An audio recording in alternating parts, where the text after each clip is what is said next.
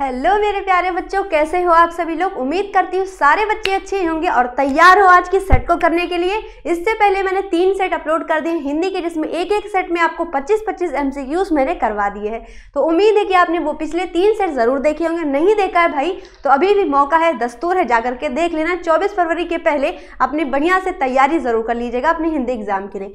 तो हर एक सेट में जैसा कि आपको मालूम है 12 से 13 मिनट की वीडियो होती है, जिसमें हम लोग करते हैं कितने क्वेश्चन, 25 इंपॉर्टेंट MCQs जो हम लोग लगाते हैं। तो देखो भैया किस नंबर पे हम लोग पहुंच चुके हैं। 75 नंबर पे हम लोगों ने कंप्लीट कर लिया। 76 नंबर से आज करेंगे। आज के आगे हम लोग 100 क्वेश्चन पूरे कर देंगे। ठीक है जी, तो सारे फटाफट से सेट को कंप्लीट करते हैं। पहला सवाल है आपका आज का। सवाल पूछा गया है क्या भाई, सवाल ने पूछा है क्या कि रीतिकाल की समयावधि क्या है। Very very very important question. रीतिकाल की समयावधि पूछी जाती है और आंसर क्या हो जाएगा इसका 1643 से 1868। कई बार ऑप्शन में आपको यहाँ 1843 भी दे सकता है। तो राइट आंसर क्या हो जाएगा, ऑप्शन नंबर ए आपका यहाँ पे राइट आंसर बनेगा। ठीक है जी, अगले सवाल पे आएंगे, बढ़ेंगे। क्या पूछा गया है, काव्य के मुख्यतः कितने भेद होते हैं। तो भाई जो काव्य होता है उसके कितने भेद होते हैं, 2 भेद होते हैं। कौन कौन से होते हैं, एक तो ऐसा काव्य जो कि क्या होता है, सुना जाता है, कविता सुनी जाती। ऐसा काव्य होता है जो कि सामने से अपने देखा जाता है। तो क्या है, देखना जाने वाला और सुना जाने वाला। तो राइट आंसर हो जाएगा क्या, 2। कौन कौन से, श्रव्य और दृश्य काव्य। कौन से, दृश्य काव्य और श्रव्य काव्य। ऑप्शन ढूंढो, प्रबंध और मुक्तक नहीं, दृश्य और श्रव्य। ऑप्शन नंबर बी यहाँ पे आपका करेक्ट आंसर होगा। ठीक है जी, हर एक चीजों को आपको रटना नहीं है। बहुत सारी चीजें होती है जो याद भी करनी पड़ती है, लेकिन कुछ ऐसी चीजें होती हैं जो आप बिना याद करे समझ के भी उसका आंसर कर सकते हैं। ठीक है जी, चलिए आगे बढ़ेंगे, नेक्स्ट क्वेश्चन का आंसर करेंगे। खुमान रासों के रचयिता कौन है। बेटा हमेशा याद रखना, जितनी भी रासों रचनाएं होती हैं, जैसे कि खुमान रासो, विसलदेव रासो, पनमाल रासो, हमीर रासो, जितने भी रासों से संबंधित रचना है, आप इन सारी चीजों को जरूर याद रखिए, क्योंकि आपसे बहुत ज्यादा पूछी जाती है। ठीक है जी, और रासो ग्रंथों की भाषा भी पूछी जाती है। तो अगर भाषा पूछी जाए तो क्या है, डिंगल भाषा है। कौन से, डिंगल भाषा। पूछा है खुमान रासों के रचयिता कौन है, तो दलपति विजय है। कौन है, दलपति विजय है। ठीक है जी, अब आपको बताना है भाई कि बिसलदेव रासो किसकी रचना है। जल्दी से आंसर इसका कमेंट करके बताइएगा। अगला क्वेश्चन क्या है आपके सामने, रासो ग्रंथों की भाषा कौन सी। देखो आ गया ना पेपर में क्वेश्चन, रासो ग्रंथों की भाषा कौन सी है। डिंगल है, हिंदी है, संस्कृत है कि उर्दू है। तो राइट आंसर क्या हो जाएगा, अभी अभी बताया था, डिंगल यहाँ पे आपका करेक्ट आंसर बनेगा। ठीक है जी, जितने भी बच्चे हैं भैया, सारे बच्चे क्या करेंगे, सारे बच्चे क्या करेंगे भाई, अपने जितने भी आपके क्वेश्चंस हैं उसको लगाएंगे, प्रैक्टिस करेंगे। ठीक है जी, चलिए आगे बढ़े, नेक्स्ट क्वेश्चन का आंसर करेंगे भैया। जल्दी से बताइएगा, अगले क्वेश्चन का आंसर करके बताना। ठीक है जी, सवाल क्या पूछा गया, ध्यान से समझिए। सूरदास जी का जन्म कब हुआ था। आपसे पूछा जाता है सूरदास जी का जन्म कब हुआ था। ऑप्शन है आपके सामने 1478, 1477, 1476 या 1475। तो राइट आंसर क्या हो जाएगा, सूरदास जी का जन्म कब हुआ था, 1478 ईस्वी में हुआ था। अब आपकी जो हिंदी है, सूरदास के पद हैं, वो पूरी हिंदी आप अच्छे से पढ़ लीजिएगा। और नहीं पढ़ा है तो चैनल पर जाकर के वीडियो में देखिए, आपको रिकॉर्डेड लेसन मिलेगा, वहां पे आप सूरदास के पद को बहुत अच्छे तरीके से पढ़ डालिए, क्योंकि बेटा पूरा इंपॉर्टेंट है। एक तो आपकी हिंदी का धनुष भंग पूरा इंपॉर्टेंट है, दूसरा सूरदास जी के पद इंपॉर्टेंट है, और दूसरा है बिहारी के भक्ति और नीति। ये 3 चैप्टर आप अच्छे से उसका व्याख्या पढ़ डालिए। अगर आपको हिंदी के नोट्स चाहिए तो आप इस नंबर पर व्हाट्सएप मैसेज कर सकते हो। आप इस नंबर पे क्या कर दो, व्हाट्सएप मैसेज कर दीजिए, वहां पर आपको यहाँ पे हिंदी के जितने भी नोट्स हैं आपको मिल जाएंगे। ठीक है जी, 7524004543, ये आपका नंबर है, मोबाइल नंबर है। आप इस पर अगर मैसेज करते हो तो आपको हिंदी के सारे नोट्स मिल जाएंगे, जो कि मेरे द्वारा खुद लिखे गए हैं, और इसकी कीमत है केवल और केवल कितना, 50 रुपये। ठीक है, 50 रुपये इसलिए मैंने रखा है, बहुत कम कीमत है, लेकिन रखा मैंने इसलिए है ताकि हर एक बच्चा इसको अगर कोई लेता है तो उसकी वो इज्जत करे और उसको पढ़े। ठीक है, फ्री में कोई चीज़ हम लोग इज्जत नहीं करते हैं, इसलिए मैंने यहाँ पे इसकी प्राइस सिर्फ और सिर्फ 50 रखा है। ठीक है, समझ गए, जिसको भी चाहिए आप यहाँ पे आकर के ले सकते हो। ठीक है, चलिए जी आगे बढ़ेंगे, अगले क्वेश्चन का आंसर करेंगे। इस क्वेश्चन का आंसर ऑप्शन नंबर ए हो जाएगा। दूसरा क्वेश्चन है, सूरदास जी किसके शिष्य थे। यहाँ से आपसे दूसरा क्वेश्चन यहाँ पूछा जाता है, सूरदास के गुरु का नाम बताइए। 2 तरीके से ये प्रश्न आता है, सूरदास किसके शिष्य थे या फिर सूरदास के गुरु का नाम। दोनों प्रश्न आपसे पूछे जाते हैं, और आंसर क्या हो जाएगा इसका भाई, वल्लभाचार्य जी, यानी ऑप्शन नंबर बी यहाँ पे आपका राइट आंसर बनेगा। बहुत इंपॉर्टेंट क्वेश्चन है बेटा, सवाल पूछे जाते हैं, स्किप मत करिएगा बिल्कुल भी। जितने क्वेश्चन मैंने कराए हैं आप एक बार उसको अच्छे से प्रैक्टिस करके जाना, एक भी क्वेश्चन यहाँ से बाहर नहीं जाएगा। वो मैंने पहले ही कहा है और लास्ट तक भी कहेंगे, और पेपर के बाद भी आपको दिखाएंगे भी। ठीक है, चलिए अगले सवाल पे बढ़ेंगे। नेक्स्ट क्वेश्चन, सूरदास जी किसके सम्राट कहे जाते, श्रृंगार के, वात्सल्य के, भक्ति के या वीर रस के। तो भाई भाई जो सूरदास जी थे उनकी सभी जो ग्रंथियां हैं, उसकी जितनी भी रचनाएं हैं, उसमें आपको वात्सल्य यानी कि जो एक माँ का बेटे के प्रति प्रेम होता है, इस भावना का आपको वहाँ पे देखने को मिलेगा, यानी कि वात्सल्य की भावना आपको देखने को मिलती है। जितने भी सूरदास जी के जितने भी ग्रंथ लिखे हैं उन्होंने, हर एक में सूरदास जी ने वात्सल्य के भाव को दिखाया है। क्लियर है? आगे बढ़ेंगे। अगला क्वेश्चन क्या है, कृष्ण ब्रिज को ना भूलने की बात किससे कहते हैं। ये सूरदास जी के जो पद हैं आपकी हिंदी किताब के, वहां से प्रश्न लिया गया। कई बार क्या होता है, जैसे आप मित्रता चैप्टर है, ईर्षा तू न गई मेरे मन से है, ममता चैप्टर है, इन सारे चैप्टर से बेटा क्वेश्चन पूछे जाते हैं। जैसे कि ईर्षा की बड़ी बेटी का नाम क्या है, ममता की झोपड़ी में कौन मुगल शासक ठहरे थे, ये सारे प्रश्न बनते हैं और सब कुछ मैंने कराया है। आप बस आपकी जिम्मेदारी है, आपको उसको पढ़ना है, नंबर अच्छे लेकर के आने हैं। तो मन में ठान लीजिए कि मेहनत करनी होगी, क्योंकि जब आप मेहनत करोगे उसके बाद जो सक्सेस मिलेगी आपको, उसमें बड़ी ही खुशी होगी। ठीक है, चलिए क्या है आंसर कि कृष्ण ब्रिज को ना भूलने की बात किससे कहते हैं, उद्धव जी से कहते हैं। क्यों? क्योंकि उद्धव जी को कृष्ण भेजते हैं कहाँ, ब्रज में, कि जाकर के गोपियों को समझाओ कि वो हमारे प्रेम में ना पड़े, आप ना जो है अपने जीवन के आगे बढ़ें। लेकिन जब उद्धव जी आते हैं ब्रज में गोपियों को समझाने के लिए, तो भैया गोपियाँ तो उल्टा ही उद्धव जी को समझा देती हैं। ठीक है, वो खुद भक्ति भाव में डूब जाते हैं कृष्ण जी के। चलिए अगले क्वेश्चन पे आंसर करेंगे। आंसर बताइएगा, तुलसीदास जी का जन्म बांदा जिले के किस गांव में हुआ था। तुलसीदास जी हैं भैया किसके रचनाकार हैं, रामचरितमानस के। किसके? रामचरितमानस के। अब आपसे जो तुलसीदास जी का रचना है जो है अपने, जो हम लोग को पढ़ने को मिलता है, धनुषभंग और वन पथ पर, दोनों की आप पे प्रसंग बहुत ज़्यादा पूछे जाते हैं। जो अगर आपको प्रसंग लिखना होगा धनुषभंग का, तो आप कहाँ से लिखोगे कि ये हमारे रामचरितमानस के बाल कांड से लिया गया है। लेकिन वन पथ पर जो है ये रामचरितमानस के अयोध्या कांड से लिया गया है। दोनों अलग अलग प्रश्न बेटा आपसे बहुत ज़्यादा पूछे जाते हैं, और आप अच्छा ऐसा लिख के आओगे तो नंबर आपको बहुत अच्छे मिलेंगे। तो पूछा है सूरदास का जन्म बांदा जिले में हुआ था, पर किस गांव में हुआ था, बांदा जिले के राजापुर नामक गांव में इनका जन्म हुआ था। किसका? जो है तुलसीदास जी का जन्म। ठीक है जी, ओके आगे बढ़ते हैं, नेक्स्ट क्वेश्चन का आंसर करेंगे। कवि ने लोचन की उपमा किसके दी है। भाई लोचन जो होता है, लोचन ये जो शब्द है, इसकी उपमा किससे दी गई, नेत्र से दी गई, सूर्य से की गई, भृंग से की है, कमल से की गई है। तो ये जो लोचन है धनुषभंग में जब आप पढ़ोगे, मैंने अभी अभी लाइव क्लास में पढ़ाया भी है धनुषभंग, तो जब आप पढ़ोगे तो वहाँ पढ़ने को मिलेगा जो लोचन है उसकी तुलना किससे की गई, भृंग यानी भौरे से की गई है। बहुत सारे बच्चे आप उसका आंसर नेत्र कर दोगे। यहाँ बेटा देखो क्या पूछा, उपमा दी गई है, तुलना किससे की गई है, ना कि आपकी पर्यायवाची या समानार्थी शब्द पूछा है। क्या पूछा है, क्वेश्चन ध्यान से पढ़ो। कवि ने लोचन की उपमा किससे दी है, तो भृंग यानी भौरे से दी है। ठीक है, अगर आपको भृंग का जो है मतलब पूछा जाता है तो अली, अली मतलब क्या होता है, भृंग होता है। ठीक है, अली माने भौरा होता है। आपसे ये पर्यायवाची भी पूछ सकता है। अगले सवाल पे पढ़ेंगे, रामचरितमानस की रचना किस शैली में है, दोहा, कवित्व, चौपाई या गीत। बेटा ध्यान रखना व्याकरण में सोरठा और दोहा दोनों पे प्रश्न आता है, और याद रखिएगा कि दोहा सोरठे का उल्टा होता है और सोरठा दोहे का उल्टा होता है। कितनी मात्राएं होती है सब कुछ आपको मैंने डिटेल में हर चीज़ व्याकरण में पढ़ाई है। रस छंद अलंकार की जो वीडियो है लाइव क्लास में, आप जा करके उसको 2x पे करके आराम से देख के अपने नोट्स बना लेना, और लास्ट टाइम पर रिवीजन जरूर कर लेना बेटा। ठीक है, मैं बार बार इसलिए बोल रही हूँ क्योंकि आपके नंबर ऐसा ना हो बाद में आपको पछतावा हो कि मैम ने कहा था, पढ़ाया था, फिर भी हमने क्वेश्चन आया है फिर भी हमने नहीं पढ़ा तो पछतावा हो रहा है। ये आपके अंदर बिल्कुल ना, क्योंकि बेटा जो गिल्टी फील होती है ना उस समय बहुत बुरा लगता है वो। क्वेश्चन क्या है, रामचरितमानस की रचना की शैली क्या। तो जो रामचरितमानस की रचना वो किसमें की गई, चौपाई में लिखी गई है। तो हमेशा आंसर याद रखिएगा। अगर तुमसे पूछा गया रोला छंद में कितने चरण होते हैं, तो रोला छंद में कितने चरण होते हैं, 4 चरण होते हैं। हर एक चरण में पहला, दूसरा, तीसरा, चौथा, चाहे कोई भी चरण हो, हमेशा हर एक चरण में कितनी कितनी मात्रा होती है, 24 मात्रा। जो रोला छंद होता है वो किससे मिलकर बना होता है, सोरठा से मिलकर बना होता है। ठीक है भाई, सोरठा किसका होता है, उल्टा होता है, दोहे का उल्टा होता है। क्लियर है। चलिए, सोरठा के पहले और तीसरे चरण में 11-11, दूसरे और चौथे चरण में 13-13 मात्राएं होती हैं। दोहा के पहले और तीसरे चरण में 13-13 मात्राएं होती हैं, और दूसरे और चौथे चरण में कितनी मात्राएं होती हैं भाई, यहाँ पे शायद दिख नहीं रहा है, कोई बात नहीं, यहाँ ऊपर लिख देते हैं। जो दोहा होता है उसके पहले और तीसरे चरण में 13-13, दूसरे और चौथे चरण में 11-11 मात्राएं होती, किसमें, दोहे में। ठीक है भाई, ये सब प्रश्न आपसे बनते हैं। क्लियर। चलिए आगे बढ़ेंगे, नेक्स्ट क्वेश्चन का आंसर करिएगा। रसखान का जन्म हुआ था कब, 1533 ईस्वी, 34, 35 या 36। तो रसखान जी जो थे वो तो सबसे पहले आपसे पूछा जाता किसके भक्त थे, तो भाई कृष्ण जी के भक्त थे। ठीक है, ये प्रश्न आपसे बहुत ज़्यादा पूछा जाता है। और जन्म इनका कब हुआ था, 1533 ईस्वी में हुआ था। अब आपका क्वेश्चन है बताइएगा कि कहाँ पर इनका जन्म हुआ था। क्लियर। अगर तुमसे पूछा जाए रसखान का पूरा नाम क्या था, तो सैयद इब्राहिम था। क्या नाम था इनका, सैयद इब्राहिम था। आपसे इनका पूरा नाम पूछा जाता है, इब्राहिम था। रसखान का पूरा नाम सैयद इब्राहिम था। चलिए अगले क्वेश्चन का आंसर करके बताइएगा, आंसर क्या होगा इसका। रसखान की प्रसिद्ध रचना है सुजान रसखान, गीत रसखान, कवित्त या ब्रजतनया।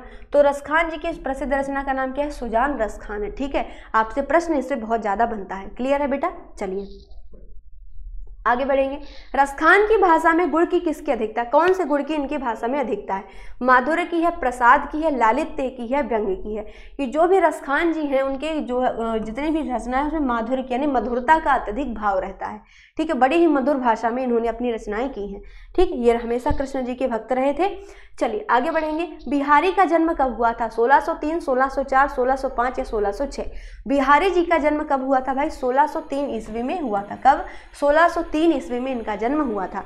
बेटा इंपॉर्टेंट क्वेश्चन है, सारे इंपॉर्टेंट क्वेश्चन करके आना। अगर मान लो इन सारे प्रश्नों में कहीं आपको डाउट लगता है कि मैम ये सवाल गलत है, कुछ भी है, तो आप जरूर कमेंट में जरूर बताएं। ठीक है भाई, हम उसको करेक्ट जरूर कर लेंगे। अगले क्वेश्चन का आंसर करिएगा। बिहारी जयपुर के किस राजा के दरबारी सही है। चलिए आगे बढ़ेंगे।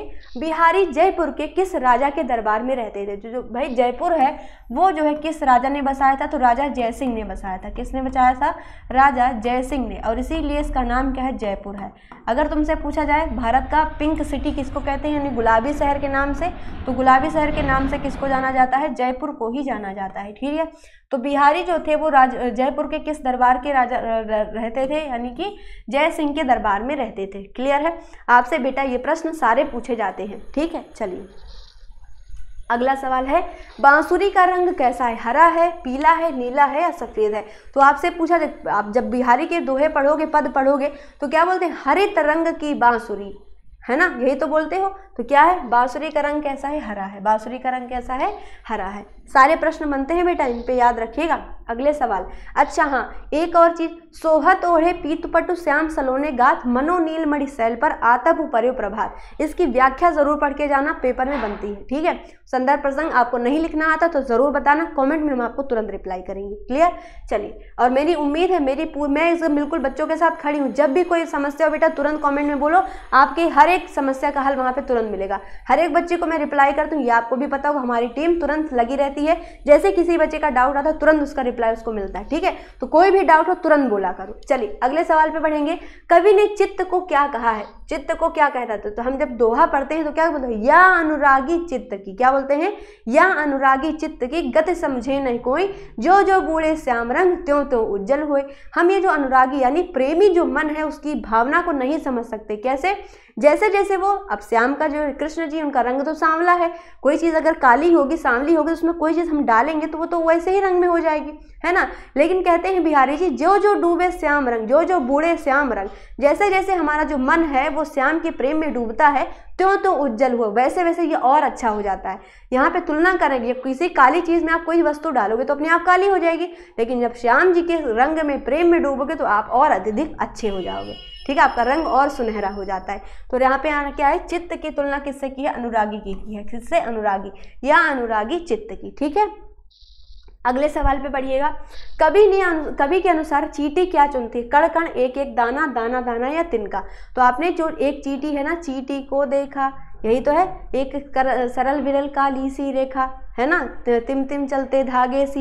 वो क्या है भाई, धागे के समान रचना होती है चींटी की, जो कि धागे के समान हिलती डुलती चलती रहती है। तो क्या चुनती है वो, कणकण। क्या चुनती है वो, कणकण चुनती है।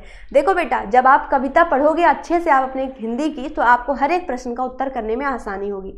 इसलिए मैं बोलती हूँ, जब आप सोचते हो ना चलो शॉर्ट तरीके से पढ़ लेते हैं, बेटा शॉर्ट तरीके से नंबर भी तभी आ जाते हैं जब आप कोई चीज़ मेहनत से पढ़ोगे। कहीं से भी प्रश्न बने, आपने तो अच्छे से तैयार किया है बेसिक, इसीलिए मैं जोर ज़्यादा देती हूँ बेसिक आपका पहले कॉन्सेप्ट क्लियर हो जाए। यदि आपका कॉन्सेप्ट क्लियर है तो कहीं से भी प्रश्न आप आराम से कर लोगे। चलिए इसी के साथ अगले क्वेश्चन को हल करेंगे।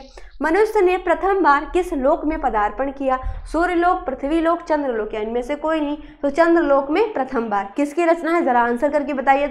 तो भाई सबसे पहले मनुष्य ने कहाँ पर अपना पैर रखे थे, पदार्पण यानी पैर कदम रखना, तो किस में किया था, चंद्रलोक में किया था। ठीक है, ये आपके चंद्रलोक नामक चैप्टर से लिया गया है। ठीक है, यदि आपको पूछे तो आप आंसर तुरंत कर देंगे।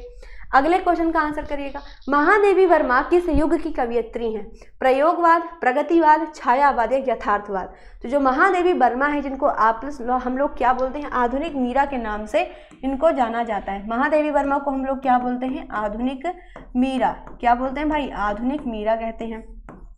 ठीक है, इनकी इंपॉर्टेंट रचनाएं कौन कौन सी हैं? दीपशिखा है, दीपशिखा, सांध्य गीत, अतीत के चलचित्र, ये सारी आती है ना, दीपशिखा, सांध्य गीत, इनके सारी रचना बेटा याद रखना। ठीक है, सांध्य गीत, अतीत के चलचित्र, अतीत के चलचित्र, और उसके बाद कौन सी है? निहार। हाँ भैया, जिसको आंसर आता है आंसर करा करो। निहार, नीरजा है ना, और रश्मि और यामा, ये सभी इनकी रचनाएं हैं। ठीक है, तो सारे भैया रचनाएं याद रखिएगा। क्लियर?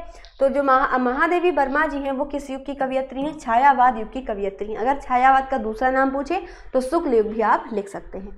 क्लियर? चलिए आगे बढ़ेंगे। नेक्स्ट क्वेश्चन, वर्षा को महादेवी वर्मा ने क्या कहा? सुंदरी, मोहिनी, तरुणी या युवती?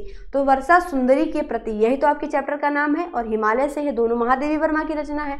तो क्या है? वर्षा सुंदरी। तो वर्षा को क्या कहा है? सुंदरी कहा है। ठीक है, अगर आपने अच्छे से पढ़ाई की है तो बेटा ये सारे प्रश्न आपको हलवा लग रहे होंगे, है ना? समझ गए? चलिए, सारे प्रश्न होंगे हलवा, ये है स्टडी पावर का जलवा। चलिए आगे बढ़ेंगे। नेक्स्ट क्वेश्चन का आंसर करेगा, नदी कविता में चटाई किसकी प्रतीक है? जो नदी कविता है आपकी, कविता में चटाई किसका प्रतीक है? प्रेम का, करुणा का, सौंदर्य का या संबंधों का? तो ये बताओ, जब घर पे चटाई बिछाई जाती है तो कई सारे लोग उस पर आके बैठ जाते हैं, यानी हमारे जो संबंधित लोग हैं वही तो बैठेंगे। वैसे ही आंसर याद रखो, किसका है? संबंधों का प्रतीक है। चटाई किसकी प्रतीक है? संबंधों का प्रतीक है। क्लियर है? अगले प्रश्न का आंसर करिएगा। प्रश्न क्या पूछा है? किसी शब्द के पहले लगाकर नया शब्द बनाते हैं, उसे क्या कहते हैं? प्रत्यय, उपसर्ग, वचन या विभक्ति? तो बेटा जब भी किसी शब्द के पहले कोई शब्द लग जाए तो उसे क्या कहते हैं हम लोग? उपसर्ग कहते हैं। जैसे कि यहाँ मैंने बोला अपमान, यहाँ मैंने कहा अपमान, तो ये जो अब इसमें तुमसे पूछे अपमान शब्द में उपसर्ग क्या होगा? तो देखो बेटा, हमेशा जो आगे वाला अक्षर होता है उसको हटाओ। सबसे पहले आगे अक्षर है आ, तो ये बताओ आ को तुमने हटा दिया तो कौन सा शब्द बना? पमान। तो क्या पमान कोई हिंदी का शब्द होता है? नहीं। तो हमेशा याद रखना, उपसर्ग वही होता है जब उसको हटा दो तो बचे हुए शब्द का अर्थ निकले। तो आ तो होगा नहीं। अब देखो, आ के साथ पा को हटा के देखो, आ के साथ पा को हटा के देखो, तो अब के बाद हट गया, क्या बचा? मान। तो मान शब्द का हिंदी में अर्थ होता है, मान माने सम्मान होता है। ठीक है, तो सम्मान का उल्टा अपमान होता है। तो यहाँ अगर अप हटा दिया तो क्या बचा? मान, यानी कि उपसर्ग क्या होगा? यहाँ पे अप उपसर्ग हो जाएगा। ठीक है, तो उपसर्ग का सही अर्थ यही होता है, यदि किसी अक्षर के किसी शब्द के आगे लगा है, यदि हम उस उपसर्ग को हटा दें तो बचे हुए, जैसे यहाँ अप हटाया तो क्या बचा? मान। तो मान शब्द का अर्थ निकलना चाहिए, यानी कि ऐसे ही कोई भी शब्द हो, यदि उसके आगे उपसर्ग लगा है, उपसर्ग हटाने पे उस शब्द का अर्थ निकले तो ही वो उपसर्ग कहा जाता है। समझ में आ गई बात मेरी?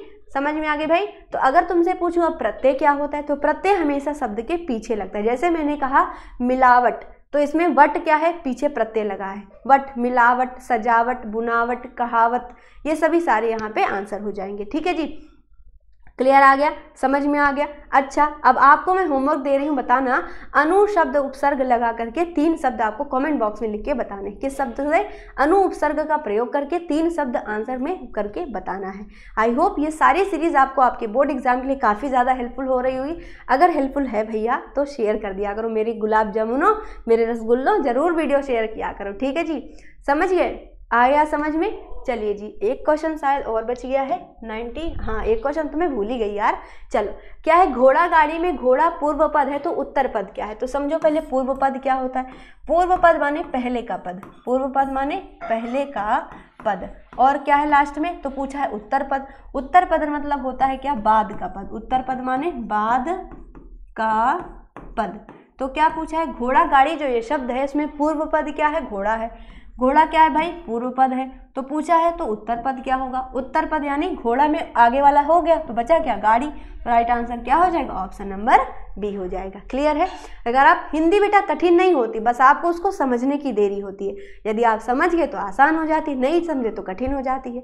इसलिए कहती हूँ भैया ज़्यादा से ज़्यादा जुड़े रहो, और लाइव क्लास जो शाम को 7 बजे होती है रोज़, उसको ज़रूर अटेंड किया करो। इससे ये होगा कि आपकी प्रैक्टिस लगातार बनी रहेगी। जब तक एग्ज़ाम ना हो जाए बेटा, रेगुलर हर एक सब्जेक्ट की प्रैक्टिस जरूर करना करना, क्योंकि जब तक प्रैक्टिस नहीं करोगे दिमाग से हर एक चीज़ निकलती चली जाएगी।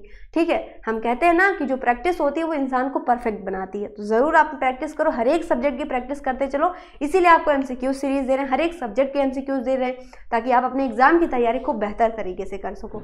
और ज़्यादा से ज़्यादा वीडियो शेयर किया करो, ताकि हर एक उस बच्चे के पास ये वीडियो जरूर पहुँच जाए जिसको एक सच में ज़रूरत है, क्योंकि बहुत सारे ऐसे बच्चे हैं जो उनके पास फीस नहीं होती पढ़ने के लिए, तो उनके पास तक तो ये ज़रूर पहुँच जाए, ताकि हमारी मेहनत तो सफल हो ही जाए। ठीक है जी, कैसा लगता है ये MCQ सीरीज ज़रूर बताइएगा। ठीक है, और हाँ अब देखो बात कर लेते थोड़ी सी आपके हित की। तो यदि जो बच्चे अभी भी हैं, कुछ ऐसे बच्चे होते जो कि लिख नहीं पाते, स्कूल प्रॉपर नहीं जा पाते, उनके नोट्स नहीं तैयार हैं, वो कैसे याद करें, तो भाई इन सभी बच्चों की सुविधाओं को देखते हुए, आप सबकी समस्या को देखते हुए मैंने अपने सुंदर सुंदर इन हाथों से आपके नोट्स तैयार किए हैं। हिंदी के और जो है आपके और के सब्जेक्ट है, SST है और साइंस है, 3 सब्जेक्ट के नोट्स मैंने आपको लिख करके भैया आपके लिए बना दिए, ताकि आपको पढ़ने में कोई दिक्कत ना हो। आपकी हेल्प के लिए, सुविधा के लिए मैंने इतना काम किया है आपके लिए। तो यदि आप चाहें तो ये नोट्स आप ले सकते हो। जिसको भी ये नोट्स चाहिए तो आप इस नंबर पे व्हाट्सएप मैसेज कर दीजिएगा 75 24 00 45 43। आप जिसको भी चाहिए ये नोट्स आपको इस नंबर पे व्हाट्सएप कर देना है। क्या कर देना भाई, व्हाट्सएप कर दीजिएगा। ठीक है जी, व्हाट्सएप पे मैसेज कर दोगे तो आपको यहाँ पे नोट्स मिल जाएगी। बात करें इसकी कीमत की, तो इसका कीमत और केवल क्या रखा है मैंने, 50 रुपये, केवल और केवल भैया 50 रुपये इसलिए रख दिया है मैंने, ताकि एक और बच्चा अगर लेता है तो उसको मेहनत करके पढ़े। यदि आप कोई चीज़ खरीदते हो, उसका पैसा देते हो, थोड़ा बहुत भी अगर दे हो, 10 रुपये भी अगर देते हो, जैसे कोई हम 10 रुपये की चीज़ लेके आते हैं मार्केट से, तो हमको वो यूज़ करने में अच्छी लगती है ना, उसको आप बदले में कुछ दोगे तो आपको अच्छा भी लगेगा, उसको पढ़ोगे भी मेहनत से। अगर फ्री में मिल जाएगा तो इज्जत नहीं करोगे, इसलिए भैया कम से कम कीमत रखी है। तो अभी मौका है भैया, एग्जाम से पहले लेकर के पढ़ डालो। 50 रुपये कोई बहुत ज़्यादा नहीं होते हैं। आप तो ऐसे बहुत सारे चाउमीन वगैरह इन सब खाने में खर्च कर देते होगे, है ना। तो आप अपनी पढ़ाई को और अच्छे से बेहतर करिए। और जिसको भी नोट्स चाहिए, बहुत बेहतर तरीके से नोट्स मैंने लिखे हैं। आपके एग्जाम कैसे कैसे कौन से क्वेश्चन इंपॉर्टेंट है जो आ सकते हैं, वो सब कुछ, यानी तक कि मैंने जीवन परिचय, निबंध, व्याख्या, आपको 5 सेट मैंने दिया, जो है 4 सेट दिया आपकी प्रैक्टिस के लिए। 2024 का जितना MCQ पूछा गया वो भी उसमें मैंने दिया हुआ है। उसके अलावा भी 100 क्वेश्चन दिए, 160 रचनाएं मैंने लिखी हैं जो कि आपके रचनाओं लेखक से पूछी जाती है। ठीक है, पूरा व्याकरण लिखा हुआ है, हिंदी, पूरा संस्कृत, जितने भी इंपॉर्टेंट खंड आ सकते हैं, गद्य के, पद्य के, वो भी लिखा है। ठीक है, और हिंदी में भी ऐसे गद्य और पद्य जो आ सकते हैं आपके पेपर में, वो भी लिखा है। पूरी व्याख्या संदर्भ प्रसंग सहित लिखी है। तो जिनको भी चाहिए आप यहाँ पे इस नंबर पे व्हाट्सअप कर दीजिएगा, वहाँ पे आपको ये नोट्स मैं प्रोवाइड करा दूंगी। ठीक है जी, मिलते हैं आपसे नेक्स्ट क्लास में। अगर आपको वीडियो सीरीज अच्छी लगती है तो जरूर शेयर करिए अपने दोस्तों के साथ। मिलते हैं आप सभी से नेक्स्ट क्लास में, तब तक के लिए राधे राधे, जय Shri Ram and best of luck.